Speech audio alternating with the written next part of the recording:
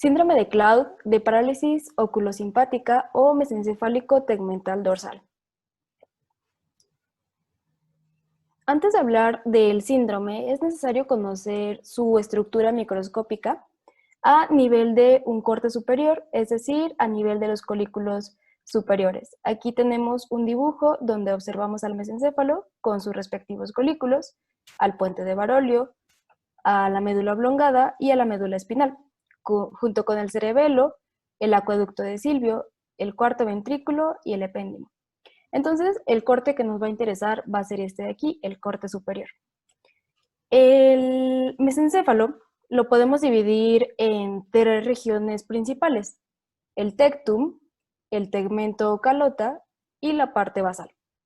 La parte basal va a estar compuesta por los pedúnculos cerebrales, que es un haz voluminoso de fibras que ocupa casi la totalidad de la parte ventral del mesencéfalo. Como observamos, se divide en tres porciones. Las 3/5 partes mediales van a corresponder a la vía córtico-espinal, mientras que el quinto lateral y el medial van a corresponder a fibras corticopontinas.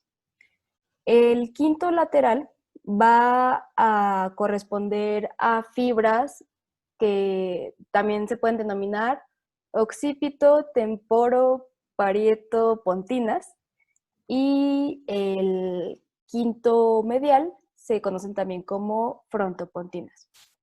También en esta parte basal encontramos la sustancia negra. La sustancia negra fue identificada por primera vez en 1786 por un médico francés llamado Félix Vic, que dice que es una masa pigmentada de neuronas entre los pedúnculos cerebrales y el tegmento. Observamos que tiene dos porciones, una porción compacta dorsal, que va a ser la que contiene el pigmento de melanina, y una zona reticular ventral que contiene compuestos de hierro. Pasando al tegmento o calota, tenemos otras estructuras. Primero tenemos aquí al núcleo rojo, que se compone de células parvicelulares y de células magnocelulares. Y podemos observar que es atravesada aquí por el nervio craneal 3, también va a ser atravesada por el pedúnculo cerebeloso superior y por el fascículo avénulo interpeduncular. De este lado tenemos al lemnisco medio, que sirve para la propiocepción consciente, es decir, cuando PPTV, que es sinestesia, presión, posición, tacto fino y vibración, con una organización somatotópica donde las fibras cervicales o bien de miembro superior van a estar mediales y van a estar dadas por el núcleo cuneiforme, mientras que las fibras sacras de los miembros inferiores van a estar laterales y estarán dados por el núcleo grácil. También tenemos en el número 11 al lemnisco trigeminal, que se compone de los fascículos trigeminales secundarios ventrales que discurren cerca del lemnisco medial en su curso hacia el tálamo. Tenemos el fascículo espinotalámico, que lleva información de exterocepción, es decir, dolor y temperatura. Tenemos al núcleo mesencefálico, que es un núcleo del nervio trigémino, que va a contener neuronas unipolares con axones que transmiten impulsos propioceptivos de los músculos de la masticación y de las membranas periodontales. Es decir, va a transmitir información cuando PPV, es decir, sinestesia, posición, presión y vibración. Pasando al... Ay, me faltó un punto. Aquí tenemos el área tegmental ventral, que va a formar parte del sistema mesolímbico. Esta área tegmental ventral se va a conectar con el sistema límbico por medio del núcleo amigdalino, por el núcleo accumbens, el hipocampo y el hipotálamo. Y ya, pasando a lo que es el tectum, tenemos primero al núcleo motor del 3, que como sabemos es un núcleo motor somático que va a inervar los músculos extraoculares, va a inervar al recto superior, al recto inferior, al recto medial, al oblicuo inferior y al elevador del párpado superior.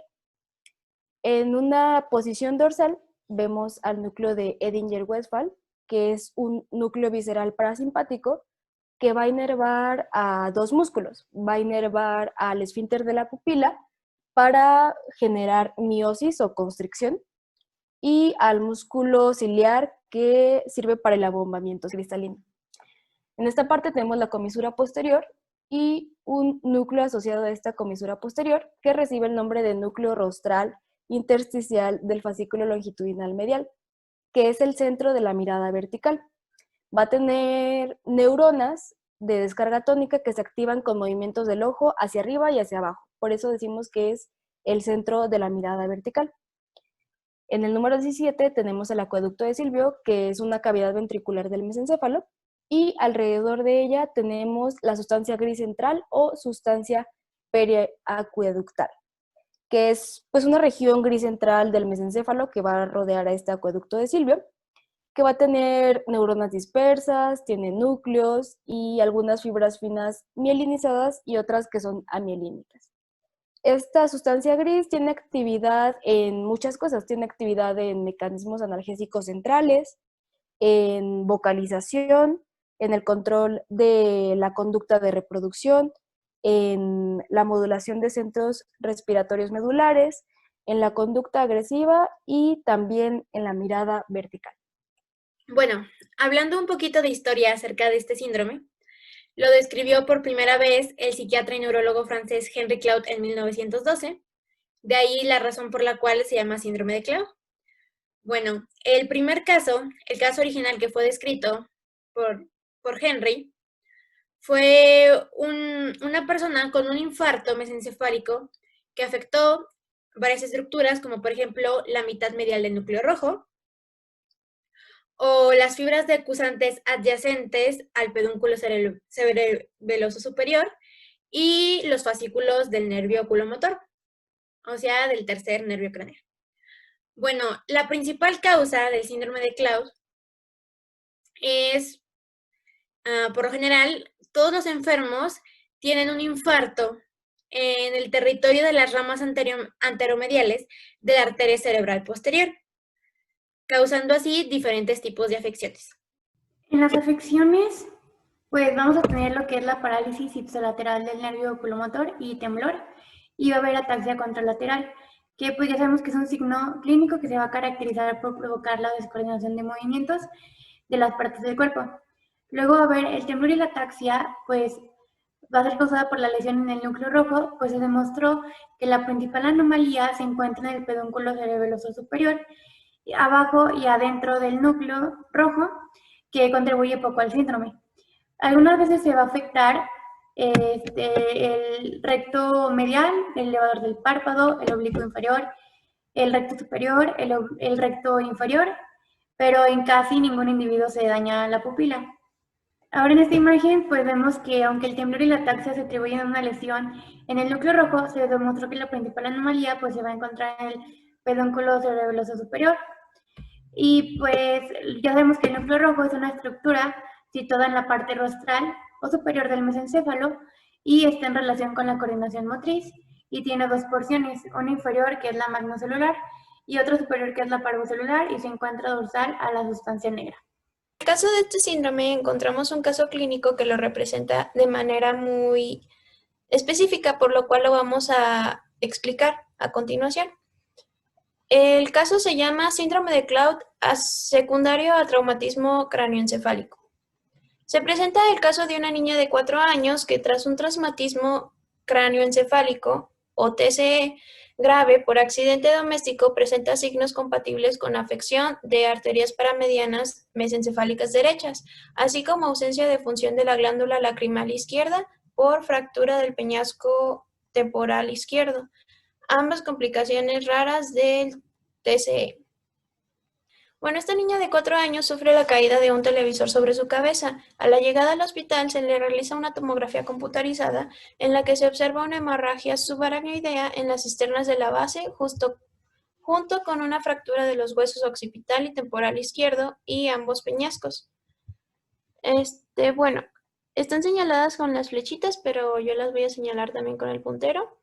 Son varias imágenes en las que se señala igual la misma lesión en los áreas que ya habíamos señalado anteriormente. Bueno, se observa además tosis y déficit de aducción en el ojo derecho y ausencia de lagrimeo por el ojo izquierdo. También se presenta una dificultad para mantenerse en bipedestación y la prueba de Romberg, que ahorita les voy a explicar, sale positivo hacia la izquierda con imposibilidad de la marcha. No hay afectación del tercer par por atrapamiento a nivel de la órbita, como podríamos esperar por una fractura. Además de que la resonancia magnética cerebral mostró hiperintensidad en secuencias de T2 con restricción y difusión e hipointensidad en secuencia de T1 a nivel de la región dorsal del tegmento mesencefálico derecho, que es lo que les digo que muestran en diferentes imágenes la misma lesión y para observarla mejor.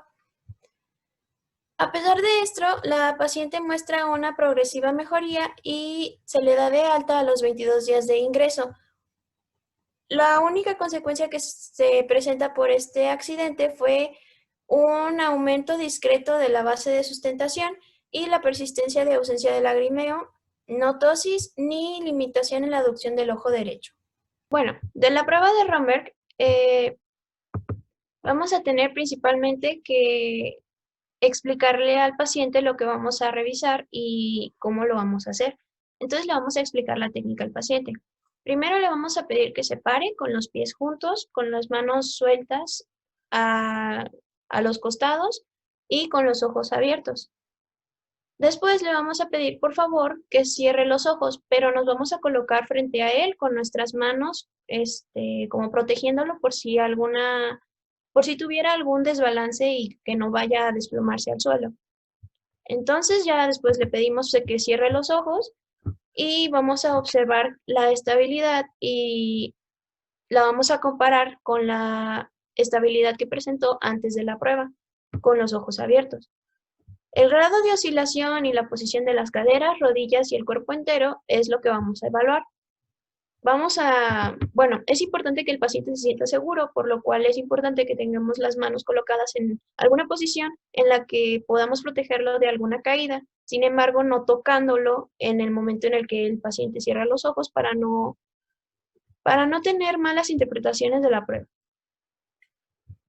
Bueno, ¿cómo se interpreta la prueba? Vamos a tener, si se presenta cualquier tipo de oscilación o si, por ejemplo, dobla una rodilla o trata de rápidamente abrir los ojos de nuevo, eso quiere decir que la prueba de Romberg es positiva. ¿Y qué significa que la prueba de Romberg sea positiva? Bueno, en esta tabla vamos a ver los tipos de lesiones y lo que significan. Si hay lesión en cerebelo, va a haber un desbalance del paciente y se va a presentar incluso antes de que el paciente cierre completamente los ojos. El paciente se va a desplomar si nosotros no lo protegemos de la caída, ya que no va a tener el apoyo visual. Esto se va a dar cuando haya cerebelopatías. En el caso del vestíbulo, que es vamos a ver que nuestro paciente es un desbalance unilateral. ¿Qué significa esto? Que se va de un lado o al otro, dependiendo del daño.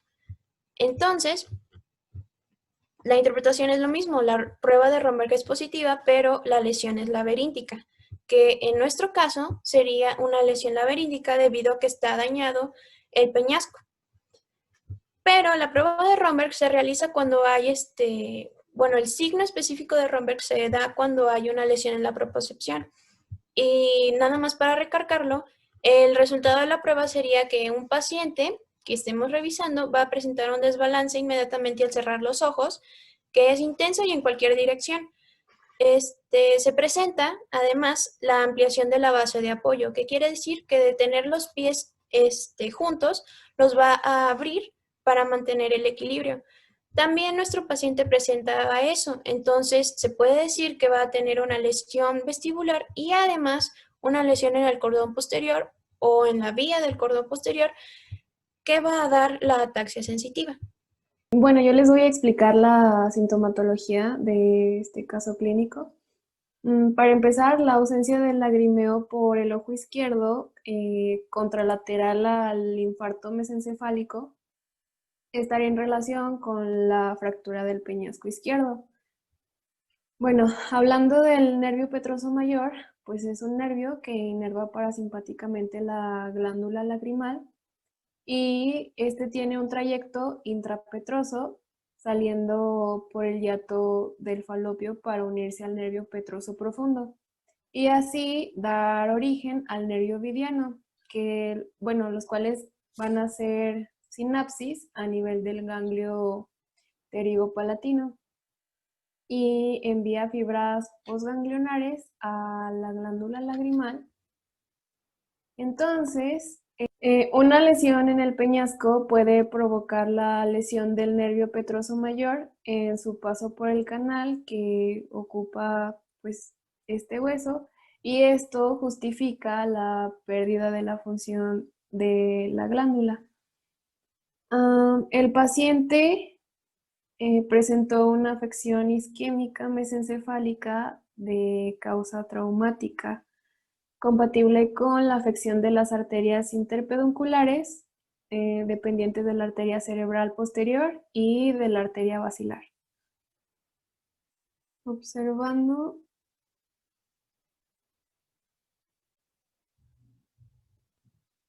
esta imagen,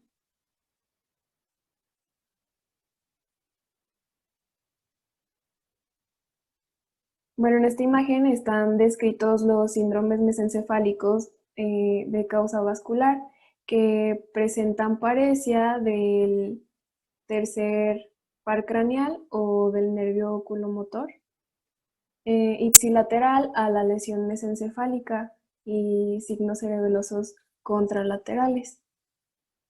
Bueno, esto abarca también el síndrome de Benedict, que es el síndrome mesencefálico tegmental ventral y se caracteriza por la parálisis ipsilateral del tercer nervio craneal. También va acompañado de hemiparesia y de temblor contralateral. Y en el síndrome de Cloud, que aquí se puede ver el área que abarca, que es el síndrome mesencefálico tegmental dorsal, se caracteriza por la paresia parcial del nervio craneal 3, ipsilateral, junto con la presentación contralateral variable de temblor o ataxia. El mecanismo propuesto en el traumatismo craneoencefálico, pues actúan fuerzas de aceleración y de rotación, las cuales van a ejercer una unión en el mesencéfalo y en el diencéfalo. Bueno, estas presiones conllevan a que la lesión de las arterias perforantes tengan un efecto compresor sobre el mesencéfalo.